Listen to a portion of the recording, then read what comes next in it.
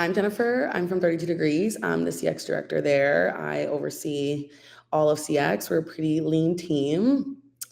So usually it's my BPO that essentially handles everything and anything. But yeah, today I wanted to talk about driving quality, consistency, and team health, specifically just for us because we're so high volume, high order volume, which translates to high ticket volume. So, okay, I'm still trying to figure out how to do this slideshow thing. Okay. So for us specifically, I really wanted to talk about like we have about 250 conversations a year, and we have to scale from 20 to 60 agents during Q4, which is a lot of work. Um, so we really want to be intentional about that. And with that comes obviously prepping for Q4, making sure that, this was, I think by far my best Q4, and I really prepped early. I started prepping, I think we start getting busy around October. I started prepping around July. And that's when I told the team, I was like, hey, I need you to start looking for agents. I want to start hiring, things like that.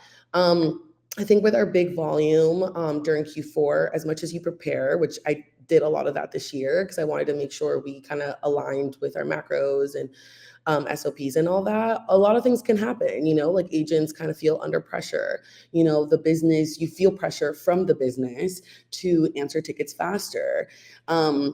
But what I really wanted to emphasize is that, even though we want to be closing tickets as quickly as possible, we want to make sure the quality is still there. It does not matter if we have, 5,000 tickets a day. I want to make sure that every customer that interacts with us is having a great experience, regardless if maybe the outcome isn't what is expected. And so really want to hone in quality and consistency.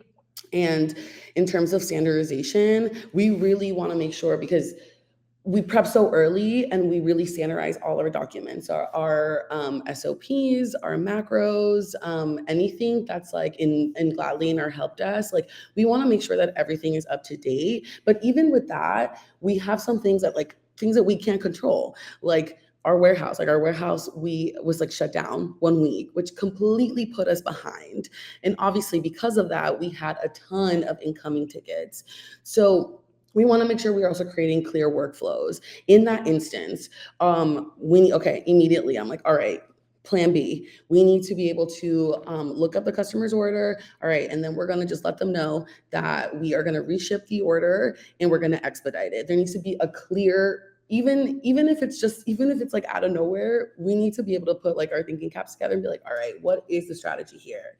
And then obviously QA and feedback. We want to make sure that we are constantly looking into that and like, does this make sense? Is this aligned to like what we're working right now? What is going on with the business? All right. And then removing friction. I really love to talk about this because I think when it comes to really our business is super simple. We're an apparel company, and really the type of tickets that we're getting is Wismo tickets. It's like, where's my order? It's like post purchase, things like that. Um, but sometimes what I'll see during Q4 is some agents are handling things in different ways. And we're like, okay, what is causing, these like issues, or like why are we getting a ton more questions like from our agents, not just because of volume, but like why are we getting tons of questions when we've already gone through this? It's like, okay. So in order to do that, obviously we are realigning everything. We're communicating with the team constantly on Slack, having weekly team meetings. What we noticed is that like we were getting a ton of questions on essentially being like, oh, can this customer says that, they didn't get the package. And our policy is like, if you didn't get the package and it says it was delivered, then we're going to go ahead and create a store credit for you and essentially like replace that order for you, or they can replace it for themselves. But we didn't like, they just would ask us for, essentially for approval. And because post purchase is such a, huge, that is like most of our inquiries, I was like, let's create a VIP framework around this. I was like, how about we like, a lot of customers are like, okay, like this customer is a really great customer. They've been, with us for 5 years. They place about 20 orders totaling $1,000. Like that in my mind is a VIP for us because our AOV is lower. That is a VIP customer. So what I did is I created this VIP framework in terms of just like order volume, how long they've been a customer with us, any red flags in terms of like fraud or chargebacks, things like that. And I created that as an internal framework for the agents to be able to be like, okay, so this falls into, I can go ahead and approve this exception for this customer. Or I can't, I'm not gonna, I'm gonna stick with the policy. So that gives the agent confidence to make those decisions, but also, especially during Q4, you're able to really like not only get through these tickets quickly, but you have, you're also, giving quality to these tickets. These agents are really, they're taking their time, but they're also not having to reach out to me or to the team leads in order to get approval for these things. So we found that just reduced so many questions from our agents, which was amazing. And then that also just gives them confidence to be like, okay, yeah, like just because a lot is going on and there's a lot of tickets in the queue, like I know what I'm doing, and we have, clear and concise workflows. Okay.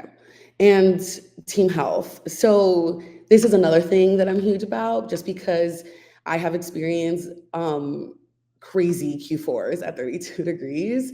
And not only because we have crazy volume, but because of things that you can't predict and they're uncontrollable.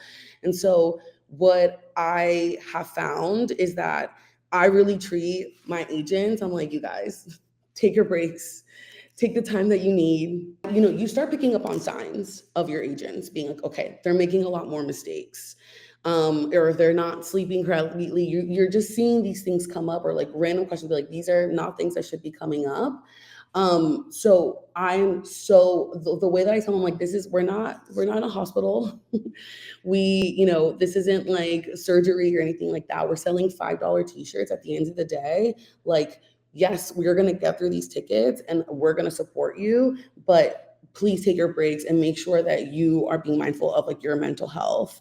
But I do think when you are making sure that like your workflows and everything is like being standardized and you have clear communication with your team, any new updates you're communicating with them, even like with new tools and stuff. We actually had to add a new courier during Q4, which is Uni. Not sure if anyone has had what kind of experience you've had with them, but we didn't have that great of an experience initially. And obviously during Q4, it's just a larger volume. And our team was like freaking out. We were like, okay, this is the plan. It's okay. And obviously that increased volume. But because we're in constant communication with our agents, letting them know, like, this is what you need to do. This is, the workflow that you need to follow, or this is who you need to reach out to.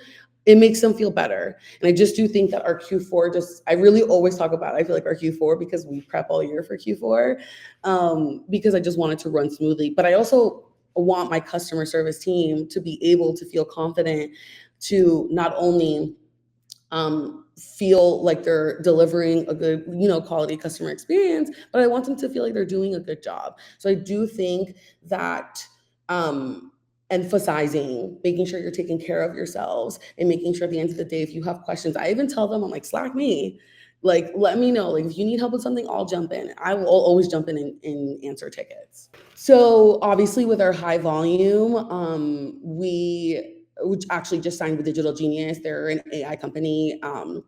And we really, in terms to be more effective and more efficient with our CX, especially during Q4, and that's specifically like why we signed on with DG, is because we have such high volume, repetitive work, really post-purchase. So that really has helped us in terms of, obviously right now we are building it, but I'm hoping for Q4, that'll really, really just leave time for the agents to have more meaningful conversations. And then obviously have, the agents being able to like even like work on different tasks, because our inquiries are really kind of simple and most of them are Wismo, post-purchase, things like that. Why not have AI kind of pick up that like low hanging fruit? So I do think that this has been amazing for us so far. And I think obviously so many CX teams have added AI to their tech stack, which is great. We've also added Parcel Lab as well, which is a great, we use them for order tracking too, which we're onboarding with them now, and they've been amazing.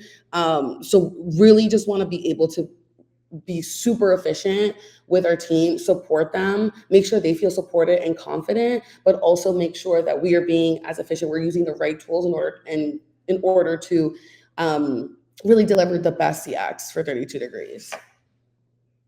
And I just wanted to leave with this. You can scale volume, but if you don't scale your processes and your people alongside it, quality will always be the first thing to break.